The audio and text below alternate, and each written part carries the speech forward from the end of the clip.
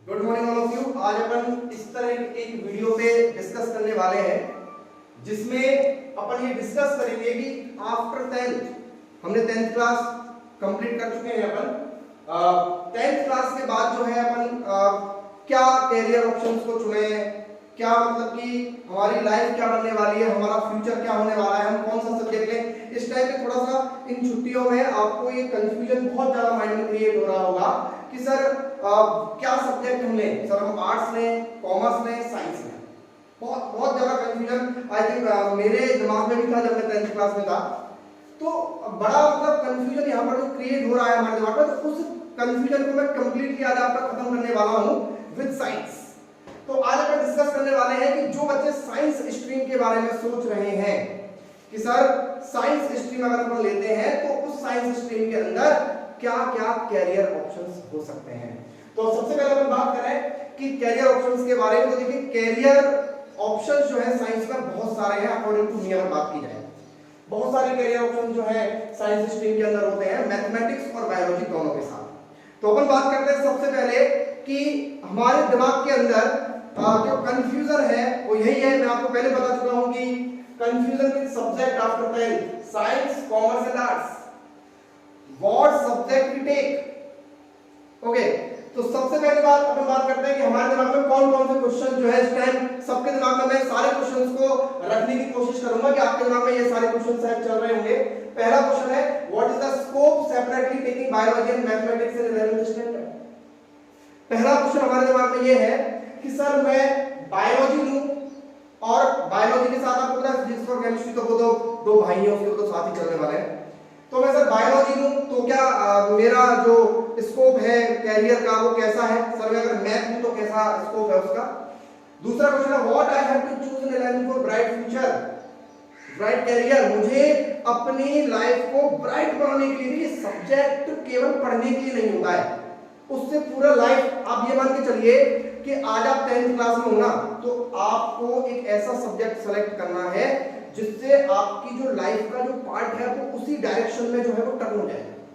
Normal सी बात है, एक आर्ट्स सब्जेक्ट लेने वाला इंसान कभी इंजीनियर का सपना तो देख नहीं सकता ना, नॉर्मल सी बात है। या फिर अपन बात करें कि एक बायोलॉजी लेने वाला स्टूडेंट जो है वो इंजीनियरिंग के बारे में नहीं सोच सकता, एक इंजीनियरिंग लेने वाला स्टूडेंट जो है या फिर आर्ट्स वाला बच्चा है वो डॉक्टर बनने के बारे में नहीं सोच सकता, अकाउंटेंट बनने के बारे में नहीं सोच सकता। बायोलॉजी वाला बच्चा क्या अकाउंटेंट बन सकता है, मैथ्स वाला बच्चा क्या अकाउंटेंट बन सकता है? नो। तो बहुत सारी जो ब्राइट कैरियर बनाने के लिए सबसे इंपॉर्टेंट बात है कि आप अपने मन से पूछिए कि आप बनना क्या चाहते हो, क्या बनना चाहते हो आप लोग। तो what I have to choose in 11th for bright career, ये भी मैं आपको इस वीडियो में डिस्कस करने वाला हूं कि अगर आप मैथ लेते हैं या बायोलॉजी लेते हैं तो आपका कैरियर किस तरीके से ब्राइट हो सकता है। If I choose biology, maths in 11th, then what will be my future? अगर मैं बायोलॉजी लेता हूं, मैथ्स लेता हूं, तो ये बताइए कि मैं इन फ्यूचर क्या बनूंगा, क्या ऑक्यूपेशन होगा मेरा, किस तरह की जॉब करूंगा मैं। ये सारी चीजें इस वीडियो में आज अपन डिस्कस करने वाले हैं। If I am good in one subject, very important question, ज्यादातर बच्चों के दिमाग में ये मान लो क्वेश्चन घूमता रहता है। If I am good in one subject but bad in others, then which stream to choose? Normal सी बात है। अब बहुत सारे बच्चों के दिमाग में ये चल रहा होगा सर मुझे बायोलॉजी तो बड़ी अच्छी लगती थी 10th क्लास में, मुझे जूलॉजी बॉटनी पढ़ना बड़ा अच्छा लगता था, लेकिन सर मुझे मैथ्स के न्यूमेरिकल सॉल्व नहीं होते थे सर, मुझसे फिजिक्स के। अगर सर मैं बायोलॉजी लेता हूं तो मुझे फिजिक्स भी तो पढ़नी पड़ेगी ना सर, क्योंकि उसके बिना तो बायोलॉजी चलेगी नहीं। सर अगर मैं मैथ्स लेता हूं तो सर मुझे केमिस्ट्री पढ़नी पड़ेगी, सर मुझे रिएक्शंस याद नहीं होती हैं या मुझे थ्योरी याद नहीं होती। बहुत सारी चीजें जो है हमारे दिमाग में इस टाइम चल रही हैं, तो उन सारी चीजों का आंसर मैं आपको इस वीडियो में दूंगा। इस क्वेश्चन को ध्यान रखें, इस क्वेश्चन को मैं लास्ट में डिस्कस करने वाला हूं। What can I do after my 12th। चलो ठीक है सर, आपके कहने से अपन मैथ ले लेते हैं सर, साइंस ले लेते हैं, बायोलॉजी ले लेते हैं सर, लेकिन सर 12th के बाद मैं क्या करूंगा, इस बात पे भी हम इस वीडियो के अंदर डिस्कस करने वाले हैं। तो मैं इस क्वेश्चन को आपको बता दूं कि if I am good in one subject but bad in others, then which stream to choose. अगर मैं एक सब्जेक्ट, तो आप इस बात पे डिस्कस करिए। देखिए कोई भी सब्जेक्ट इतना टफ नहीं होता कि हम अगर अपने मन से लग जाए और हम पूरा कॉन्सेंट्रेट उस पे लगा दें, हम उसको समझ नहीं सकते। That is not possible. हम अगर किसी चीज के, बहुत सारी आपने कहावतें, बहुत सारे आपने स्लोगन्स यहां पर देखे होंगे कि बहुत सारे सुने भी होंगे अपनी अपनी लाइफ के अंदर आपने, कि अगर हम अपने मन में ठान लें तो इंसान अपनी लाइफ में कुछ भी कर सकता है, कुछ भी। अब तो ये तो सब्जेक्ट है यार, ये तो सारी हमारी हाथ में बुक्स होंगी, हमारे पास पूरा समय होगा इन चीजों को समझने के लिए, तो हम कुछ भी कर सकते हैं। मैं बता रहा हूं आपको, 10th क्लास में जो बच्चा बिल्कुल वीक है ना, और अगर वो ठान ले कि मुझे साइंस स्ट्रीम में आगे बढ़ना है, तो वो कुछ भी कर सकता है अगर ठान ले तो। आपने बहुत सारे एग्जांपल्स दुनिया में देखे होंगे जिन्होंने अपने मन में ठान लिया कि उन्होंने क्या क्या नहीं किया। अंबानी, धीरूभाई अंबानी, अमिताभ बच्चन, शाहरुख खान, कपिल देव, सचिन तेंदुलकर, बहुत सारे एग्जांपल्स हमारे दिमाग के अंदर हैं जिन लोगों ने आज अपने मन में ठान लिया है तो वो अपनी अपनी फील्ड में आज सुपर है। तो बहुत छोटी सी बात है, ये तो एक जो क्वेश्चन है ये मुझे डालना नहीं चाहिए था वैसे, लेकिन अगर बात करें तो ये बहुत मतलब एक चीप क्वेश्चन मैं इसको कहूंगा, क्योंकि अगर मैं एक सब्जेक्ट में ठीक हूं तो मैं अदर 2 सब्जेक्ट्स में भी अपने आप को सही कर सकता हूं। Is it clear? उसके बाद अपन नेक्स्ट बात करते हैं career options after 12th with PCM. अगर मेरे पास सर फिजिक्स, केमिस्ट्री, मैथ, तो मैथ वाले बच्चे ध्यान से सुनो, जो बच्चे मैथ लेने की सोच रहे हैं या फिर जिन्होंने अब तक कुछ नहीं सोचा है सब्जेक्ट लेने के बारे में, तो ये समय बहुत अच्छा है, आप सब्जेक्ट के बारे में सोचिए, क्योंकि जैसे ही आप स्कूल में एंट्री करेंगे तो स्कूल में एंट्री करते ही आपको ये सबसे इंपॉर्टेंट आपके सामने क्वेश्चन रखा जाएगा स्कूल मैनेजमेंट के द्वारा कि आपको क्या सब्जेक्ट लेना है। तो उस टाइम में कंफ्यूजन होने की जरूरत नहीं है, आज ही पूरा कंफ्यूजन खत्म कर दिया जाए तो ज्यादा बेटर है। तो career options after 12th with PCM, यहां पर 10 कैरियर ऑप्शंस मैंने यहां पर आपको दिए हैं। बाकी का इसके अलावा और भी बहुत सारे ऑप्शंस होते हैं, बट 10 बहुत मेजर ऑप्शंस मैंने आपके सामने रखे हैं। पहला ऑप्शन है engineering with more than 50 streams. ये आप ये मान के चलो कि इंजीनियरिंग जो है एक बहुत हमारे इंडिया में ट्रेंड बन चुका है आजकल। ये मान के चलो कि आज हमारे इंडिया में अगर एक यूनिवर्सिटी की बात करें तो उस यूनिवर्सिटी के अंदर कम से कम 100 से 150 ब्रांचेज ऐसी होती हैं जिनमें आज अपन इंजीनियरिंग का कोर्स कर सकते हैं और एक अच्छे और एक सफल इंजीनियर हम बनकर निकल सकते हैं। इस तरह के बहुत सारे कॉलेजेस हमारे इंडिया में हैं, जो आईआईटी कॉलेज भी इसमें आ जाते हैं, एनआईटी कॉलेज भी इसमें आ सकते हैं। अगर आपको रियल इंजीनियरिंग करने का सपना है अपने दिमाग में, आपको मजा आता है इन चीजों से खेलने में, आपको मजा आता है उन चीजों के बारे में सीखने में जो इंजीनियरिंग से रिलेटेड होती है, तो मैं आपसे कहूंगा कि आप मैथ्स लीजिए, क्योंकि इंजीनियरिंग का सपना केवल आपका मैथ्स पूरा कर सकती है। सेकंड नंबर बात करें आर्किटेक्चर। बहुत सारे बच्चों को इस चीज में बड़ा इंटरेस्ट होता है कि सर बिल्डिंग्स कैसे बनती हैं, सर ये जो ब्रिज है ये कैसे बना होगा, सर जो बहुत सारी जो चीजें होती हैं आर्किटेक्चर से रिलेटेड, उसमें बड़ा मजा आता है बच्चों को सीखने में।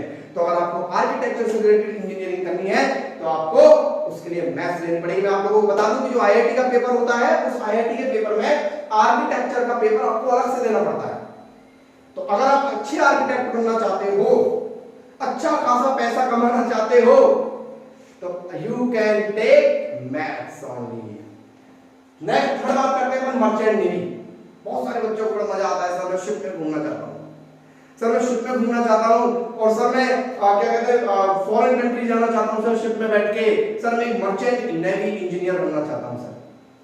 तो मर्चेंट नेवी इंजीनियर की भी अगर हम इकोनॉमिकल बात करें तो अच्छी खासी पेमेंट भी होती है, और एक जो शिप होती है, जो एक्सपोर्ट इंपोर्ट वाली जो शिप्स होती हैं, उन पे करीब 4 टाइप्स के इंजीनियर्स होते हैं, first engineer, second, third and fourth. तो मैं आपको बता दूं फर्स्ट इंजीनियर की जो सैलरी होती है वो भी करीब 10 से 12 लाख रुपए पर मंथ का पैकेज होता है। बाकी का सारे अलाउंसेस जो है उनको टाइम पे मिलते रहते हैं। तो अगर आप मर्चेंट नेवी में जाना चाहते हैं, अगर आपका अच्छा ब्राइट, मैंने बात की ना ब्राइट कैरियर के बारे में बताऊंगा मैं आपको, अगर आप अपना ब्राइट कैरियर बनाना चाहते हैं तो आप मर्चेंट नेवी इंजीनियरिंग में भी जा सकते हैं। देखिए बहुत सारी चीजें क्या होता है कि अपन को पता नहीं होती कि सर इंजीनियरिंग, अब बहुत सारे सर इंजीनियरिंग का बड़ा मामला खराब हो रहा है हमारे इंडिया में, सर इंजीनियर्स तो बहुत बेरोजगार घूम रहे हैं। ऐसा कुछ भी नहीं है बेटा, अगर आप अपने मन में ठान लो। आप हमेशा ऐसे ही लोगों से क्यों मिलते हो जो सक्सेस नहीं हुए, आप ऐसे लोगों से मिलो जो सक्सेस हुए हैं, तो वो आपको बताएंगे कि इंजीनियरिंग की क्या इंपॉर्टेंस होती है। उसके बाद हम बात करते हैं कॉमर्शियल पायलट। बिल्कुल अभी थोड़े दिनों पहले की बात है कि एक बच्चा था, उसने एक एग्जाम दिया था AMECET का। कौन सा एग्जाम दिया था? AMECET। तो AMECET का एग्जाम होता है जो एरोनॉटिकल मेंटेनेंस इंजीनियरिंग का एग्जाम होता है। उस एग्जाम को मैथ्स वाले बच्चे दे सकते हैं। तो उस बच्चे ने वो एग्जाम दिया था और आज वो बच्चा आने वाले 2 साल बाद एक पायलट बनने जा रहा है। क्यों बनने जा रहा है? क्योंकि उसने ये चुना, वो उसका सपना था, उसका ड्रीम था। मैं बता रहा हूँ मैथ्स लेने वाले के बच्चे के पास एक ही ऑप्शन आईआईटी, सर आईआईटी नहीं हुआ तो मैं क्या करूंगा, अरे आईआईटी में अगर नहीं हुआ बहुत सारे ऑप्शन है भाई तेरे पास, बहुत कुछ कर सकता है तू अपनी लाइफ में। तो कमर्शियल पायलट, हवाई जहाज उड़ाने का सपना जिन बच्चों का है तो आपको मैथ्स लेनी पड़ेगी। Bachelor of science BSc. हाँ, अब बहुत सारे बच्चों का सपना ड्रीम क्या होता है कि सर मुझे इंजीनियरिंग नहीं करनी सर, चलो ठीक है मत करो ना इंजीनियरिंग, कौन कह रहा है आपसे इंजीनियरिंग करने की, अरे मैथ्स वालों के पास तो बहुत स्कोप है, इंजीनियरिंग की जरूरत थोड़ा, मत करो इंजीनियरिंग आप। सर मुझे इंजीनियरिंग नहीं करनी तो क्या करना है, सर मुझे तो टीचर बनना है, ठीक है बीएससी करो, बीएससी करो, एमएससी करो, टीचर क्या प्रोफेसर बनो यार कॉलेज में, बीएससी करो, एमएससी करो, प्रोफेसर बनो, बहुत सारी चीजें हैं। सर मुझे तो ग्रेजुएशन करके, सर मुझे तो एसएससी का एग्जाम देना है, सर मुझे तो बैंक में जाना है, सर मुझे तो पोस्ट ऑफिस में जॉब करनी है, सर मुझे तो विधानसभा में जॉब करनी है, सर मुझे तो एसएससी का एग्जाम दो, उसके लिए आपको ग्रेजुएशन करनी पड़ेगी, और ग्रेजुएशन करने का सबसे सिंपल रास्ता अगर आप मैथ्स के थ्रू देखना चाहते हो तो वो है बैचलर ऑफ साइंस। नेक्स्ट अपन बात करें national defence service, NDA. NDA का नाम तो सुना ही होगा आप लोगों ने, बचपन में सुन रहे थे बच्चे NDA, national defence academy, government की एक ऐसी एकेडमी जिसमें डिफेंस वाले इंजीनियर, डिफेंस वाले डॉक्टर, डिफेंस वाले लोग वहां पर होते हैं, जो अपने आप में एक देश की बहुत बड़ी नौकरी होती है। अगर आप एनडीए में जाना चाहते हैं, एनडीए में इंजीनियर बनना चाहते हैं आप, एनडीए में आपको इंजीनियरिंग से रिलेटेड कुछ भी आपको जॉब लेनी है, then you can take maths only. उसके बाद हम बात करें railway apprentice exam. Railway apprentice exam, अगर आपको रेलवे में जाना है, लोको पायलट बनना है, स्टेशन मास्टर बनना है, एयर बनना है, जेईआर बनना है, इंजीनियर बनना है, बहुत सारी जॉब जो है आपको, जो क्या कहते हैं जोन का ऑफिसर बनना है, बहुत सारी पोस्ट जो है वो आपको केवल और केवल मैथ से दिला सकती है और कोई सब्जेक्ट नहीं।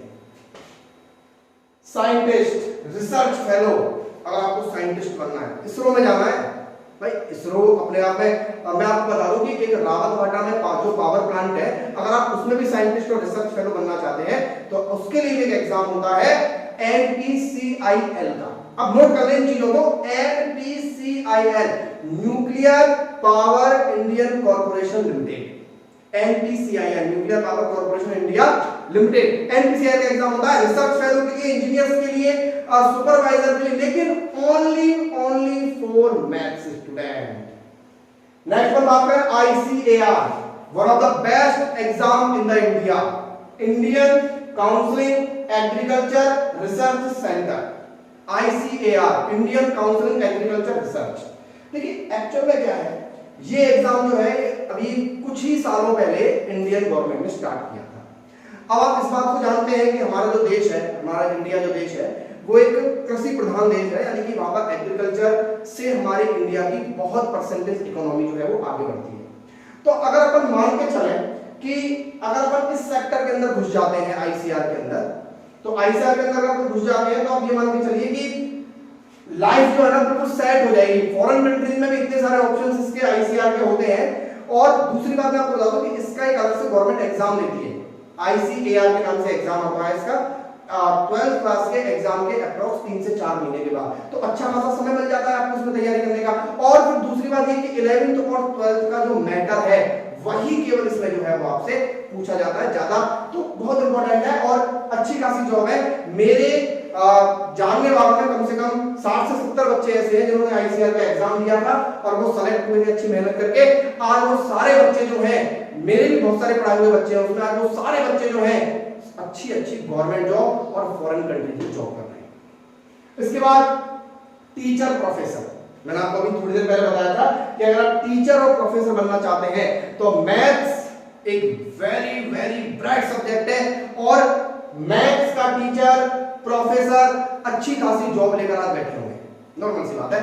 और अगर इनके अलावा भी बहुत सारे ऑप्शन बच्चों के दिमाग में होते हैं, सर मैं लेना तो मैथ्स चाहता हूं, सर मैं लेना तो सर साइंस चाहता हूं, मुझे इंटरेस्ट तो साइंस में, लेकिन सर मैं IAS बनना चाहता हूं। क्यों दिक्कत? आज अगर आप पूरा सर्वे इंडिया का सारे एग्जाम्स का करेंगे तो ये SSC का एग्जाम देख लो आप, SSC के एग्जाम में कस्टम इनकम टैक्स ऑफिसर जो लोग हैं पिछले 4 साल से अगर आप आंकड़े लगा के देखो तो फर्स्ट रैंक, सेकंड रैंक और अंडर 10 में कम से कम 6 से 7 बच्चे जो हैं वो मैथ्स वाले निकल रहे हैं पिछले 5 साल से। आप देखिए, आप गूगल पे जाकर सर्च करिए कि SSC में first ranker, second ranker, third ranker कौन है, वो लोग सब मैथ्स वाले हैं। तो ये जो फिलॉसफी हमने हमारे दिमाग में बना के रखी हुई है कि IAS तो कोई बन सकता है जिसके पास आर्ट्स है, बिल्कुल गलत बात है।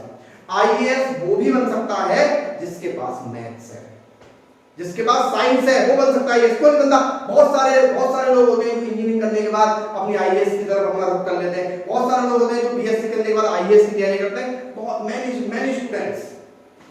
तो ये सारे ऑप्शन जो थे वो मैथ्स के लिए थे। अब अपन डिस्कस करते हैं बायो के लिए।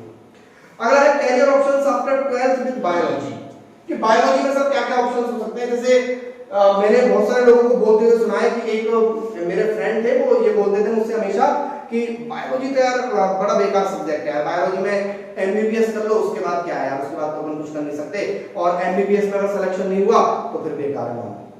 ऐसा कुछ भी नहीं है। जिस तरीके से हमको चीजों के बारे में पता है, चीजें वैसे नहीं होती हैं। उसके अलावा भी बहुत सारे ऑप्शंस हैं। लाइक हम बात करें एमबीबीएस, मुन्ना भाई एमबीबीएस आपने मूवी भी देखी होगी। बहुत मतलब आप ये मान के चलो कि अगर आप डॉक्टर बनना चाहते हो तो मैथ्स नहीं लेनी, आपको आर्ट्स नहीं लेनी, कॉमर्स नहीं लेनी, आपको बायोलॉजी लेनी पड़ेगी। You have to take biology for become a doctor. Veterinary science, हाँ वेटरनरी का भी आजकल इंडिया में बहुत अच्छा स्कोप चल रहा है। जगह जगह हॉस्पिटल्स खुलने वाले हैं, जगह जगह यूनिवर्सिटीज खुल रही है। तो अगर आप वेटरनरी में अपना कैरियर देख रहे हैं और आपको अच्छा लगता है वेटरनरी में जाना, तो you can take biology subject. BAMS ayurvedic medical science.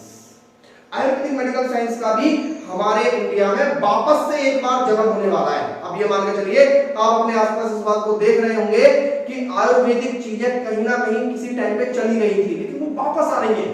लोग आयुर्वेद की तरफ जा रहे हैं, तो इसमें भी अच्छा कैरियर बना सकते हैं अपन लोग। Next BDS dental science. Dental science के भी अच्छे ऑप्शंस जो हैं हमारे इंडिया में मौजूद हैं। अच्छे हॉस्पिटल्स यहाँ पर प्रेजेंट है। और मतलब ये मान के चलिए कि डेंटल साइंस का भी एक बहुत अच्छा स्कोप बड़े-बड़े हॉस्पिटल्स के अंदर है। अगर आप डेंटिस्ट बनना चाहते हैं अच्छे, तो आपको बायोलॉजी लेनी पड़ेगी। फार्मेसी, बहुत सारे लोग अपना फार्मेसी में, मतलब ऐसा कुछ नहीं है कि सब फार्मेसी करके दवाइयां बेचनी है मुझे हॉस्पिटलों में जाके, ऐसा कुछ नहीं करना है आपको। बहुत सारी फार्मासिस्ट कंपनियां इतनी अच्छी होती हैं, बहुत सारी केमिकल कंपनीज होती हैं। आप मुंबई में चले जाइए, महाराष्ट्र में पुणे के अंदर इतनी सारी केमिकल कंपनीज है जहां पर बहुत सारे फार्मेसी वाले लोग जो हैं वो आज बहुत अच्छी जॉब पे लगे हुए हैं। दवाइयां बनाने का काम होता है भाई उनका। वो क्या करते हैं, अच्छी मेडिसिन पे रिसर्च करते हैं। तो अगर आप फार्मेसी करके उसमें अच्छी मेहनत करते हो तो आप ऐसी जॉब भी ले सकते हो। उसके बाद बात करें बीएससी का ऑप्शन जो है आपके पास बायोलॉजी में भी है और आपके पास मैथ्स में भी है। उसके बाद बात करें टीचिंग की, तो टीचिंग में आप प्रोफेसर, टीचर, आप बीएससी कीजिए, एमएससी करिए, प्रोफेसर बनिए, बीएससी करिए, बीएड करिए, आप टीचर बनिए। अच्छा टीचर बनिए, फर्स्ट ग्रेड सेकंड ग्रेड के टीचर होते हैं, अच्छी खासी पेमेंट होती है और अच्छी खासी रेपो होती है। उसके बाद अगर बात करें बायोटेक्नोलॉजी की, मतलब best course in the bio. अगर आप डॉक्टर नहीं बनना चाहते हैं तो आप बायोटेक्नोलॉजी का कोर्स कर सकते हैं। बायोटेक्नोलॉजी का जो कोर्स है वो बहुत इंपॉर्टेंट कोर्स है। मतलब आप जो बायो पढ़ रहे हैं उसके ऊपर जो टेक्नोलॉजी है उस चीज की स्टडी करना, सोच के देखो आप कितना मान के चलो इंटरेस्टिंग सब्जेक्ट होता होगा ये, कि जो चीज अपन नॉर्मली पढ़ते हैं, प्लांट की ग्रोथ, प्लांट के अंदर ये सारी चीजें पढ़ते हैं अपन, जीन्स, डीएनए, इन चीजों को प्रैक्टिकल करना, इन चीजों की टेक्नोलॉजी को सीखना वेरी इंपॉर्टेंट। मतलब बायोटेक्नोलॉजी अपन बात करें कि ऐसा सब्जेक्ट हो गया, एक ऐसा कोर्स हो गया कि अगर कोई बायो का बच्चा इंजीनियरिंग करना चाहता है ना बायोलॉजी के अंदर, तो उसको बायोटेक्नोलॉजी का सब्जेक्ट बहुत इंपॉर्टेंट है। और मैं आपको बता दूं कि गर्ल्स के लिए तो बायोटेक्नोलॉजी जो है वो बहुत इंपॉर्टेंट है। और राजस्थान के अंदर अपन बात करें तो टोंक जिले के पास एक वनस्थली विद्यापीठ के नाम से एक कॉलेज है जो गर्ल्स यूनिवर्सिटी है। वहां बायोटेक्नोलॉजी का जो कोर्स है ये बहुत इंपॉर्टेंट है और अच्छी खासी वैल्यू है उस कोर्स की। तो आप 12th कीजिए साइंस के साथ, बायो के साथ, और फिर बायोटेक्नोलॉजी का कोर्स करिए और अच्छी जॉब लीजिए। उसके बाद बात करें कंपटीशन एग्जाम्स ऑफ गवर्नमेंट के जितने भी कंपटीशन एग्जाम्स है, ऐसा कुछ नहीं होता। देखो मैं आपको पहले ही बता चुका हूं कि बहुत सारे लोगों से मैंने कहते हुए सुना है, अरे तू रेलवे में नहीं लग सकता है, तेरे पास तो बायोलॉजी है। क्यों मैं रेलवे में क्यों नहीं लग सकता, मेरे पास बायोलॉजी है तो मैं बिल्कुल लग सकता हूं भाई। नॉर्मल सी बात है, आप उसकी प्रिपरेशन कीजिए, आप उसकी तैयारी कीजिए, तैयारी करके उसकी आप जॉब लीजिए। जरूर थोड़ा है कि जिसके पास बायो है वो रेलवे में जा नहीं सकता, जिसके पास बायो है वो बैंक में जा नहीं सकता। जिसके मैंने बहुत सारे बायोलॉजी के स्टूडेंट्स को आईएएस की तैयारी करते हुए देखा है। जनरल साइंस नाम की जो चीज होती है ना, तो बायोलॉजी वाले बच्चे सीखते हैं पूरे साल के अंदर, 2 साल के अंदर। तो आप कंपटीशन एग्जाम जो है गवर्नमेंट का, कोई भी कंपटीशन एग्जाम गवर्नमेंट का आप दे सकते हो। मैंने इसमें नर्सिंग का जो नहीं किया है, नर्सिंग का इसमें इंक्लूड नहीं किया मैंने, बाकी का एक ऑप्शन नर्सिंग का भी बेटर रह सकता है, बहुत अच्छा ऑप्शन रह सकता है। तो आई थिंक आपको आज बहुत ज्यादा क्लियर हुआ होगा इस वीडियो के थ्रू कि आपको क्या सब्जेक्ट लेना चाहिए, और भी इस तरह की वीडियो हम बनाते रहेंगे। तो make the best of every